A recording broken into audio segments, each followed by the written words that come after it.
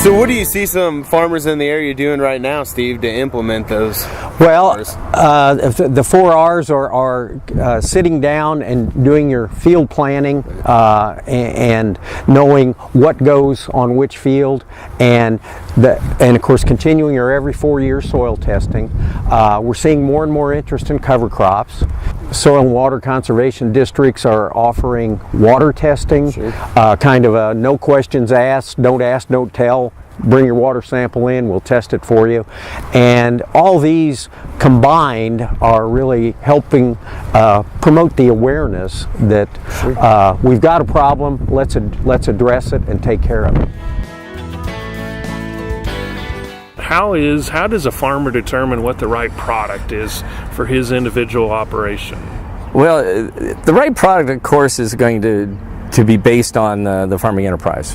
What's his tillage practices? It even goes as far as to think of what sources are most conveniently available locally. Right. The ag retailer he's working with, what products do they feature? What's the cost? So when we talk about the right source, it's more acclimated around, okay, what are the aspects of using the fertilizer and what's available, and then let's determine which one to use to meet the farming practices that are adopted. Right, and to meet that farmer's goals of the yields that they want to get to. Yeah, that's right. So again, we're talking about you need to, every farm's going to be different.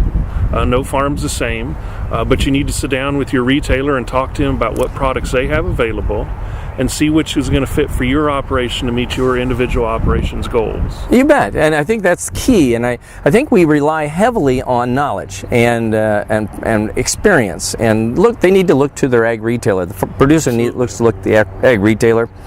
And people like me, it's my goal for us to create people out there that have a stronger, solid comprehension of agriculture and products specifically, to the point to where I'd like us to create a network of nitrogen ninjas. So these people out there that can speak nitrogen, and they don't just tell you about the nitrogen cycle, they climb inside. Right.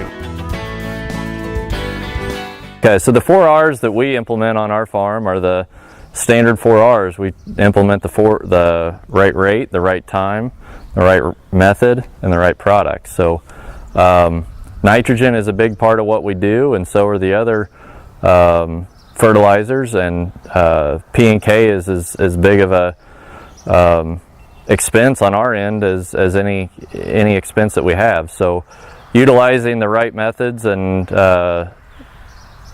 timing and all the things that go along with 4 R's are very important. The effect of not being able to have the crop use all of its nitrogen at one time, or with what's out there, is always a risk.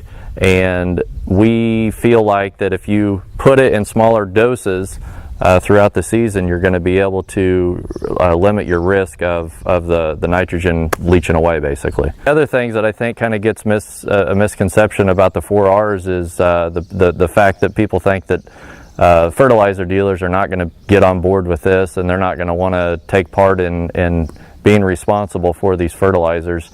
And I disagree with that. I think that if they're not on board with it, they're going to be the ones that are out left trying to look for business, and the ones that are going to move forward with it are going to be the ones that are the progressive ones, and trying to do the right thing for the ag industry is what we're led to do right now.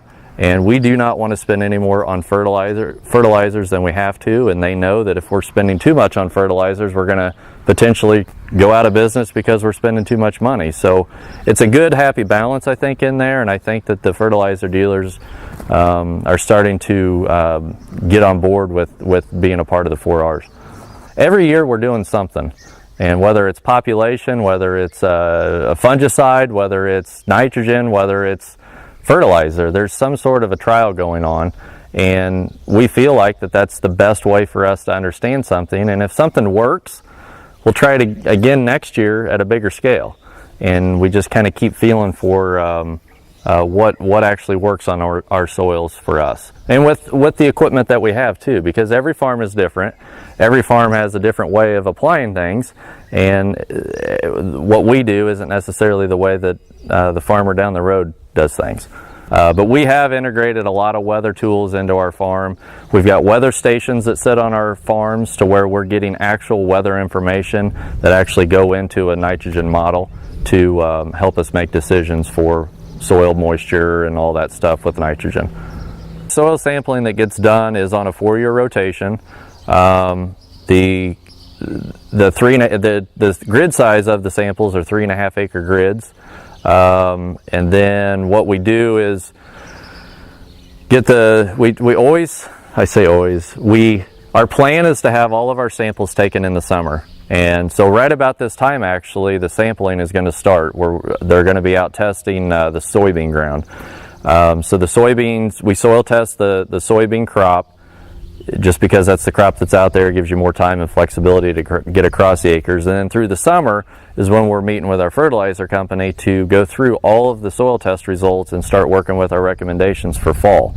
So when the crop is harvested, we're not sitting waiting on soil test results to come back. The fertilizer truck can start right away. So that's our program. It's been working. It's a rotation you need to stay on because of removal and all that stuff for crop timing, but it's something that's worked for us, and I like the program that we're in.